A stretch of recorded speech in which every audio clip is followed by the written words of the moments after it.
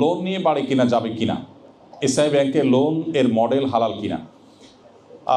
দেখুন, আপনারা অনেকেই আছেন, এখানে যারা আছেন, আরও অন্যান্য দেশে যে সমস্ত ভাইয়েরা আমাদের আছেন, আমি জানি আপনাদের কাছে এমন এমন অফার আছে যে অফারটা চরম লোভনীয়। এই অফার আসলে ডিনাই করা বেশ কঠিন কাজ।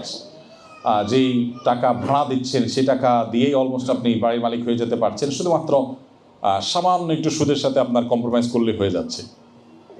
এবং অনেক ভাইরা যুক্তি দেন যে ভাই সুদের পরিমাণ এত কম, এটা আসলে উল্লেখ করার মতো না, তাহলে তো হালাল হওয়ার কথা, এত অল্প। তো বিষয়টা হলো বিষের মতো।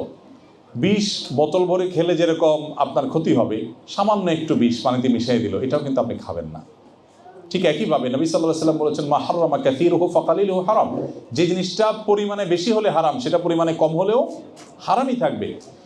এই লোভের জায়গায় নিজেকে ঠিক রাখা যে কত কঠিন। বহু নামাজি কালামী মানুষ আছেন, ওই সামান্য নামকে অস্তে সুদে বাড়ির মালিক হয়ে যাচ্ছে, তিনি নিয়ে ফেলছেন। আমার প্রশ্ন হলো, এই বাড়িটা নিয়ে আপনি কী করবেন আমাকে একটু বোঝান। কবরে নিয়ে তো যেতে পারবেন না, সাথে নিয়ে যেতে পারলে একটা ব্যাপার ছিল। এটা রেখে আপনি দুনিয়া থেকে চলে যাবেন, কার জন্য রেখে যাবেন? ছেলে মেয়ের জন্য। ছেলে মেয়ে কী করবে এই বাড়ি? ধারণা আছে? 99% পসিবিলিটি এবং সম্ভাবনা হলো আপনার সন্তানরা এই বাড়ি বিক্রি করে ক্যাশ করে ফেলবে, তারা এই বাড়িতে থাকবে না। যদি সন্তানরা বিক্রি নাও করে, যে বাবা মার প্রতি অনেক দুর্বলতা, অনেক ভালোবাসা, ঠিক আছে আমার বাবা অনেক কষ্ট করে বাড়িটা তৈরি করেছেন আমার জন্য, সে হয়তো বিক্রি করলো না, আপনি নিশ্চিত থাকেন আপনার নাতিপুতিরা অবশ্যই বিক্রি করে দেবে। সো এটা যাদের জন্য এত কিছু করছেন, হালাল হারাম বাজ বিচার না করে আপনার আখিরাত ধ্বংস করে, তারা নিজেরাও এটাকে অন করবে না। এটা হলো বাস্তবতা। অতএব কিসের জন্য?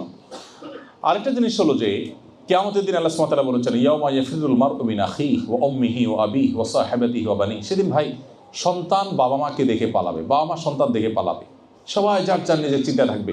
কিয়ামতের দিন কোনো সন্তান, একজন সন্তানও দাঁড়াবে না, দাঁড়িয়ে বলবে না আল্লাহকে, আল্লাহ আমার বাবা সুদি লোন নিয়ে বাড়ি করেছে আমাদের জন্যই, বেচারা যেহেতু আমাদের জন্যই করেছে, অতএব শাস্তিটা আমাকে দেন, আমার বাবাকে ছেড়ে দেন।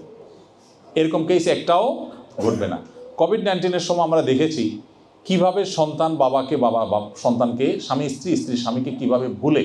কোভিড-19 তো কোনো ইস্যুই ছিল না, ছোট্ট একটা ইস্যু ছিল। আখিরাতের ভয়াবহতার সাথে কম্পেয়ারেবলই না।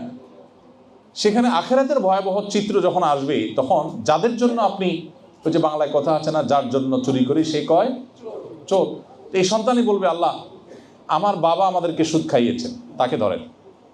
কার জন্য আপনি চুরি করবেন? এই জন্য ভাই সন্তানকে বাড়ি গাড়ি নয়, তাদেরকে মনুষ্যত্ব দিয়ে যান। বাড়ি গাড়ি নয়, মনুষ্যত্ব দিয়ে যান, মানবিকতা দিয়ে যান, মুসলমানিত্ব দিয়ে যান। মনে রাখবেন, এই সন্তানের জীবন যাবে, সে আপনাকে বলবে না। এই সন্তান জীবনে নিজে না খেয়ে থাকতে পারে, কিন্তু বাবা মার কষ্ট কোনোদিন সহ্য করবে না যদি তাকে আপনি ইসলাম শিখায় যান। অতএব অ্যাসেট নয়, তাকে আদর্শ দিয়ে যান, মনুষ্যত্ব দিয়ে যান, দিনদারিতা দিয়ে যান।